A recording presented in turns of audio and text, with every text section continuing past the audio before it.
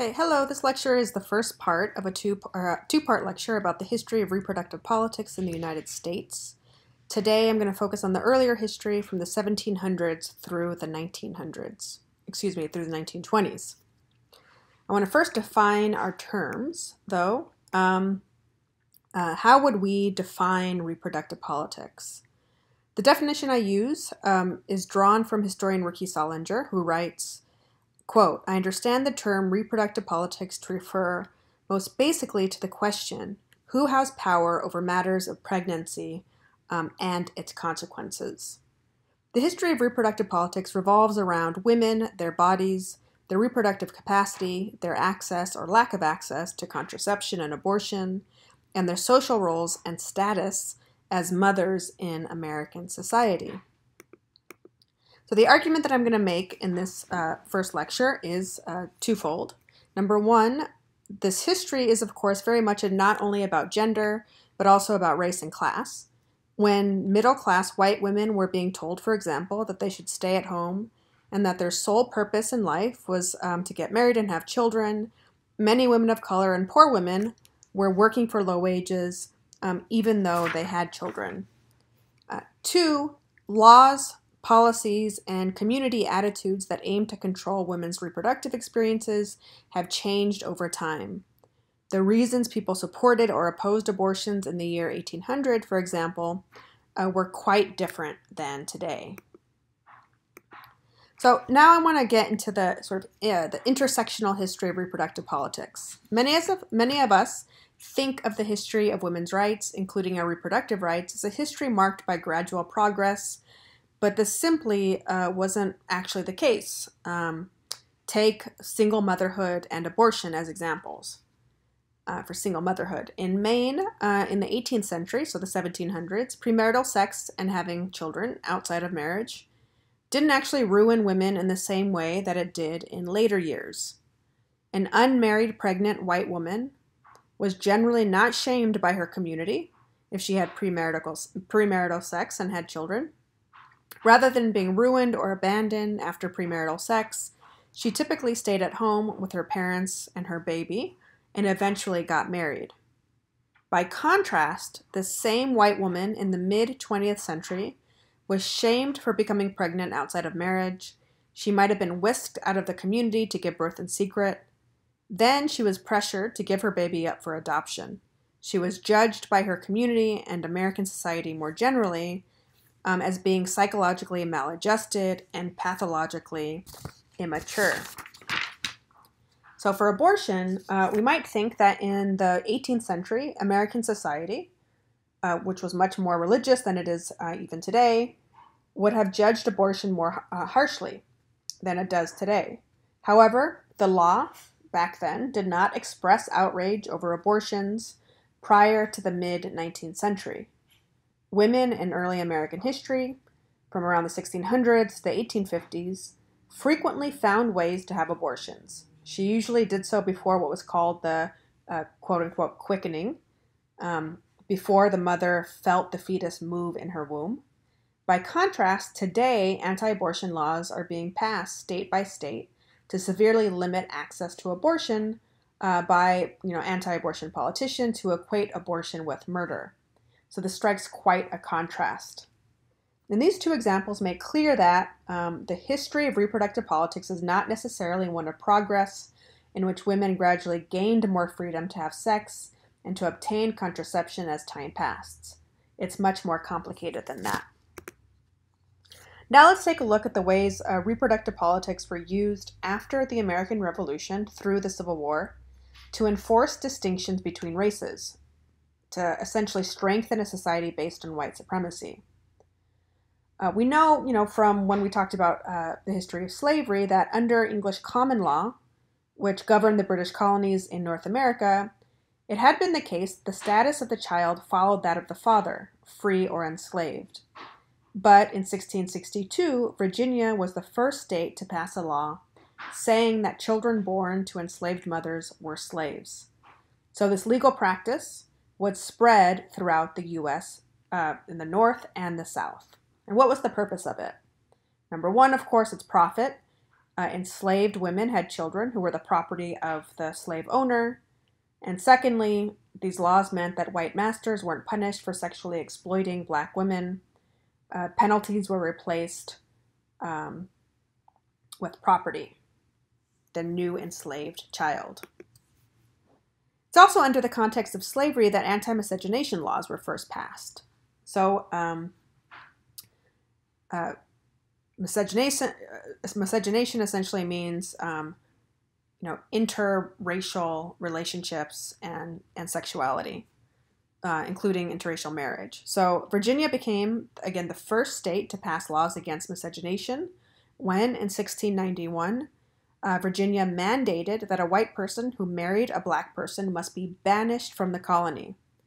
These laws soon spread throughout the colonies. So why was this? The main incentive was to reduce the growth of the free black population. Before these laws, children born to a white woman and a black man was a child born to a white woman and a black man was socially and legally defined as black. So white society was interested in, 1, enslaved black people having children, while 2, trying to prevent free black people from having children. These laws against intermarriage would help to ensure the numerical and the social and political dominance of the white population. So this is a topic we'll come back to when we discuss Loving v. Virginia, the Supreme Court decision of 1967, which finally made anti-miscegenation laws unconstitutional.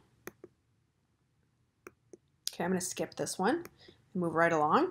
So in the years following the American Revolution, from the 1780s onward, a fairly new conception of motherhood began to develop. After the American Revolution, the U.S. underwent a nation-building process. What would our new country look like? What would its governing system be? What would women's and men's roles be in building this new nation?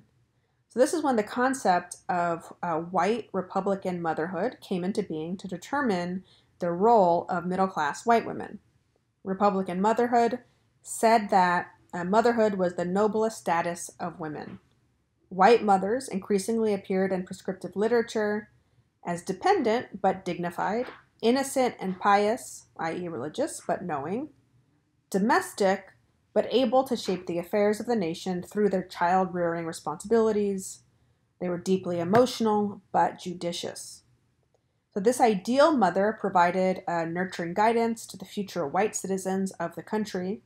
She was expected to devote herself to domestic tasks and child-rearing almost exclusively. Also, the white married mother was supposed to be chaste. She was supposed to engage in sex only in order to give birth to white citizens. Thus, sex and pregnancy were tightly linked. So this venerated white mother emerged as a cultural icon for a number of reasons. First, as infant mortality decreased, fewer births were needed to produce a desired number of children, of living children. Second, parents understood that they had to stop subdividing their landholdings into even tinier plots for their many children to inherit. For these reasons and others, women began to have fewer children, and this concept of white Republican motherhood stipulated that her new duties revolved around carefully cultivating each of her children to be future citizens to help in the nation-building process. So why did this idea of Republican motherhood apply to just middle-class white women? Because very different ideas about motherhood had developed for poor white women and women of color. Enslaved black women, for instance, were supposed to have as many children as possible to boost the profits of slave owners. Poor white women were most important to produce a generation of waged workers. They were not supposed to play an important role in building the nation either morally or politically. They're supposed to raise workers. So as we know, even though society promoted motherhood, women always found ways to limit how many children they've had. Poor women might use contraception or abortion to limit the financial burden of having another child, for instance. So what were the contraceptive methods of the mid-19th century?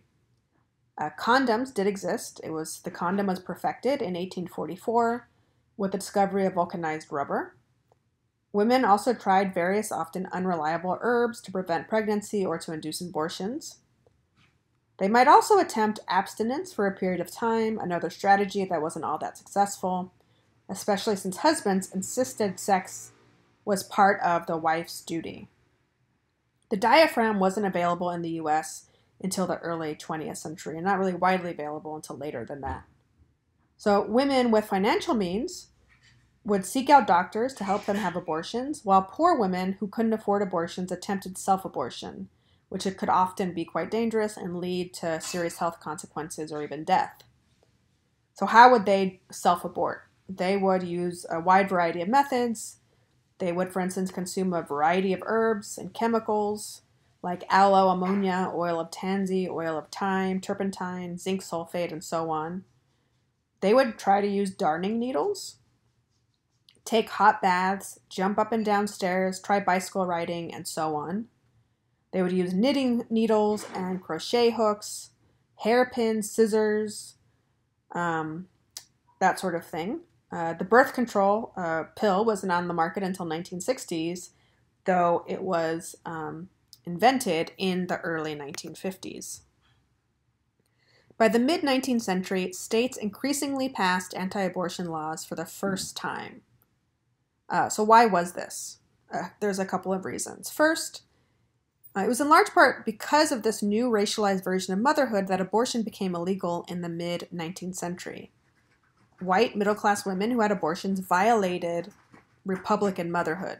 They were trying to separate sex from pregnancy, thereby diminishing the status of motherhood. Thus, abortion was denounced by some as a threat to women's traditional role as wife and mother, not as a threat actually to the fetus. Arguments that abortion involved the murder of a fetus became much more prominent in more recent years. So related to this, abortions by white women were dangerous because they reduced the population of white people, risking the quote-unquote racial future of the United States. Secondly, more attention was being paid to the practice of having abortions as women had more abortions. So between 1800 and 1830, perhaps 1 of every 25 to 30 pregnancies was aborted. Between 1850 and 1860, one historian estimates that the ratio may have been 1 of every 5 or 6 pregnancies. In the mid-19th century, in the context of the growth of early industrial capitalism and more people moving into the city, women away from their families had sex more frequently and read about contraceptive methods and abortions in newspapers and advertisements. There were also some more radical women's rights activists in the cities who promoted contraception as a way to separate sex and reproduction, a key way for white women to achieve full personhood and independence. So campaigns led by religious moralists and male physicians against abortion extended to contraception more generally. State by state passed laws that banned abortion and forbid the sale of birth control information and devices. And for more than 200 years since the English settlement on the North American continent, abortion had not been a crime, but now it was. So the campaigns against contraception and abortion culminated in the Comstock Law of 1873. Moral reformers, particularly evangelical Christians, were concerned that the growth of cities, particularly the arrival of single young women in the city to work in factories, would lead to moral ruin, or more sex out of wedlock, a drop in church attendance, and so on. They viewed the growing use of contraception as a threat to motherhood. So in 1874, Anthony Comstock, a young man at the time anyway, from New York, concerned with obscenity in the city, worked to convince Congress to pass a law placing the U.S. Post Office in charge of finding and censoring all quote-unquote obscene information passing through the mail. The law provided that a person convicted of sending obscene material, including information about preventing pregnancy, through the mail, shall, for each offense, be fined not less than $100, nor more than $5,000, or imprisoned at hard labor not less than 1 year, nor more than 10 years, or both, at the discretion of the judge. So here's an example of how the law was enforced. The Comstock Law. Comstock personally worked to enforce the law by entrapping doctors. He sent this letter, which is on the slide, to 6 doctors. It reads, "Dear Sir, I'm an employee of the Treasury and I have got myself into trouble. I was seduced about 4 months ago and I am now about 3 months gone in the family way. The person who has seduced me has run away and I do not know what will become of me if I do not get relief. I have to keep a widowed mother and crippled sisters, so that I send you all, in fact, more than I can spare, hoping that you will send me something that will relieve me. Now, dear doctor, send it right away and send it by mail. For God's sake, do not disappoint a poor, ruined, and forsaken girl whose only relief be suicide if you fail me." So all 6 of these doctors accepted the $20 that Comstock had tucked into each envelope, all wrote back to the girl in trouble, sending herbal preparations to help her abort her pregnancy. As a consequence, all 6 doctors were arrested and imprisoned.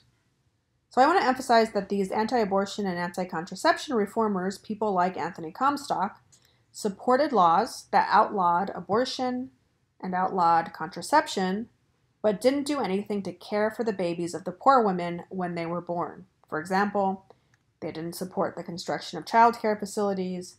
They didn't work to pass laws giving women paid time off from working during pregnancy or after her baby was born.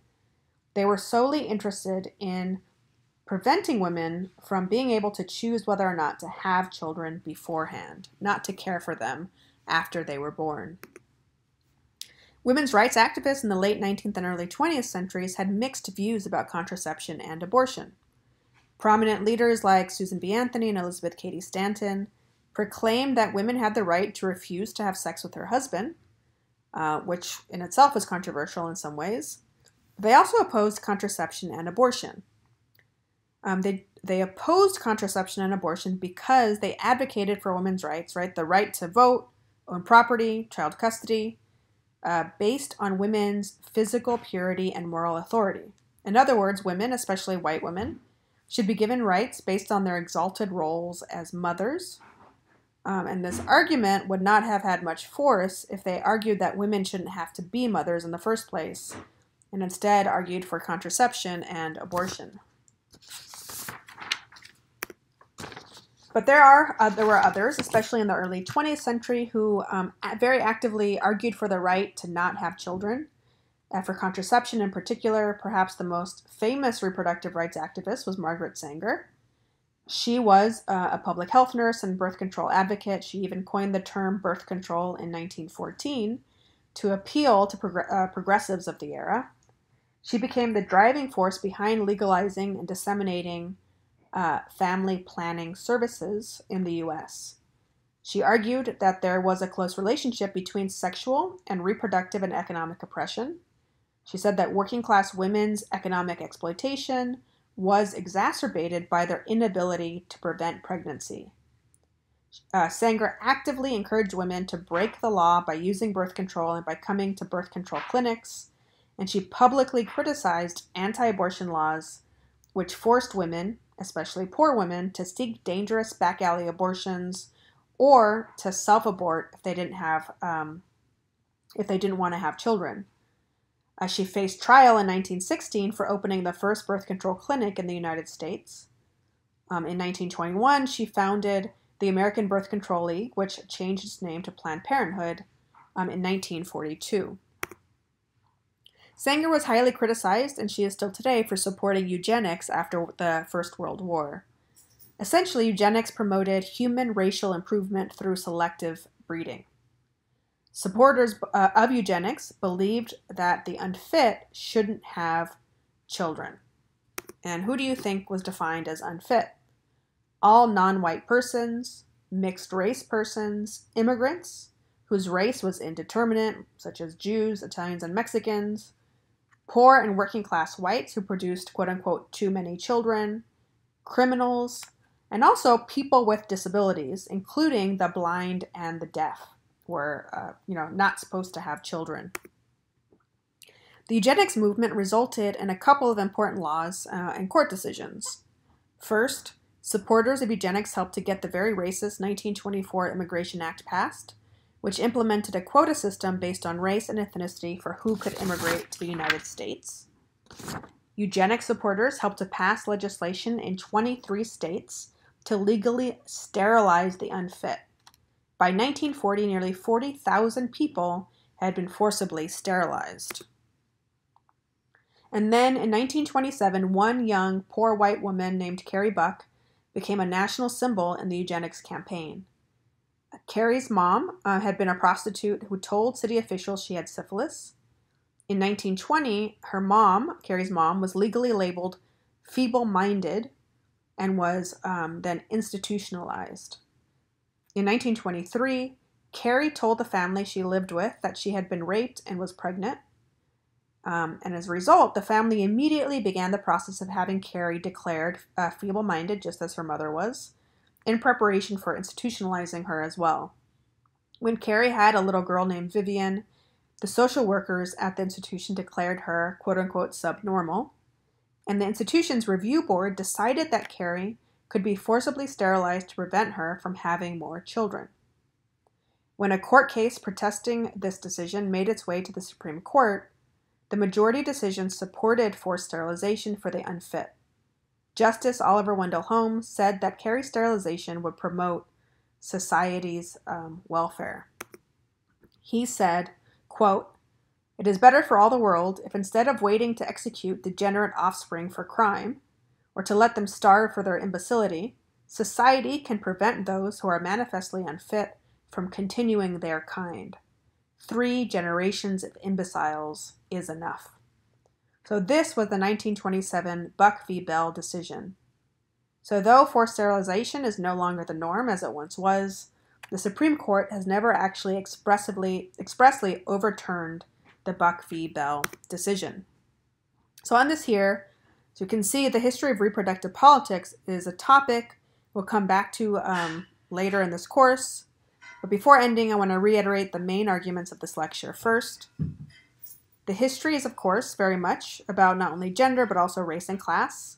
And secondly, laws, policies, and community attitudes that aim to control women's reproductive experiences have changed over time.